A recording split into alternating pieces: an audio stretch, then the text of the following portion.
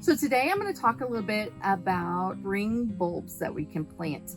Fall is a great time. We want to get them established with some roots before we have our first hard freeze. We can do container gardening with some bulbs, and especially our spring bulbs. They don't require that we have to have them in a formal bed, but it would be nice if you want to keep them for longevity. If we're going to do this, this is more of a spring option that we know we're going to remove the bulbs and we're going to have to let them dry out and then replant them come fall. But this one we can kind of get started, and we can have a different option for our spring cutting of our flowers, or even just to have it on a front porch or incorporate it into our landscape. So I have 3 different size bulbs that I want to talk about today. The first one is a daffodil bulb, and we know that it's going to need to be planted deeper because of the size of the bulb itself. So we're going to need to plant this bulb to be, as we can see, it's a larger one. It's going to need to be at least 6 to 8 inches deep in our container. The second bulb that I have is a tulip bulb. And the tulip bulb is a little smaller as compared to our daffodil bulb, but it still needs to be planted about 4 inches deep. And the last one that I'm going to bring out and show you today is an allium bulb.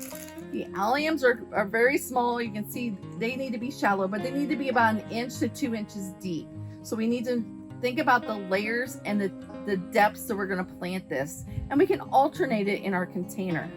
The first thing that we know we're going to need is that we're going to need to have a growing medium and a space that is well drained.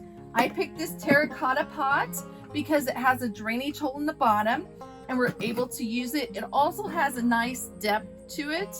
The other one I used is I have this really decorative container. It gives me a little more width to it. It's also deep enough that I can go ahead and plant it, and has holes that's in the bottom. The other thing we need to think about is that our bulbs like to have phosphorus.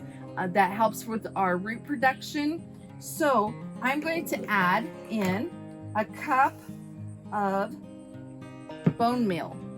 Now, we don't want to incorporate it all the way around. We want to put this directly where we're going to plant our bulbs. So if you're putting it out in a raised bed or your formal garden, you're wanting to incorporate it down at the bottom layer of where you're going to start to insert your bulbs.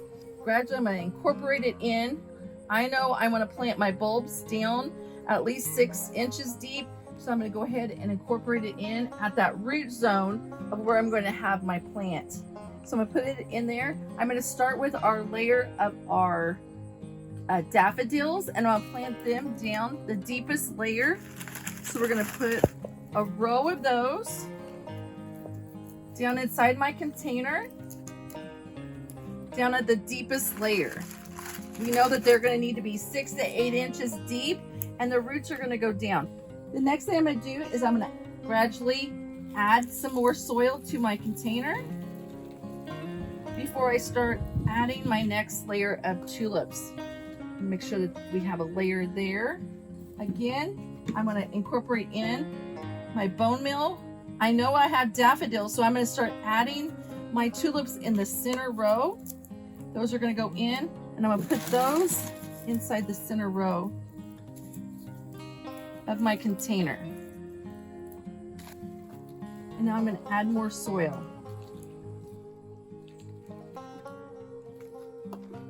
Okay, now that we've added soil, we've kind of moved it around, we now can add our layer of fertilizer. We can add our slow release fertilizer.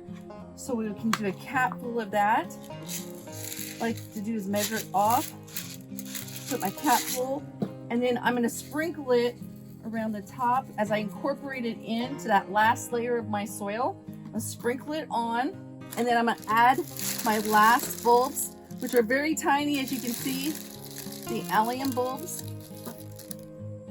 Go ahead and insert those in as my last layer with that soil, and place them around because we want them to fill all those little spots that are going to come up around the other bulbs that we have planted. We're going to add a little bit to the very top layer. We know that we don't have to have it very thick.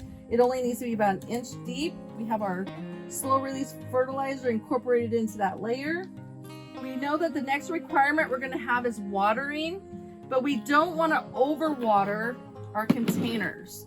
Why we don't want to overwater it is because these are bulbs and they'll be more susceptible to root rot and that bulb to be degraded by overwatering. You can see this is already kind of moist soil that we've included in here, our potting mix. So we don't have to incorporate very much water to it. We want to make sure that it doesn't dry out, but we don't overwater. That's one key component of having a successful spring blooming garden. We can put these on our front porch or our deck. We don't want to have excess of rain hit them, so they need to be in a covered place, but they can stay out and still be within the elements of a freeze and thaw. For more questions, please call the extension office and ask about spring bulbs.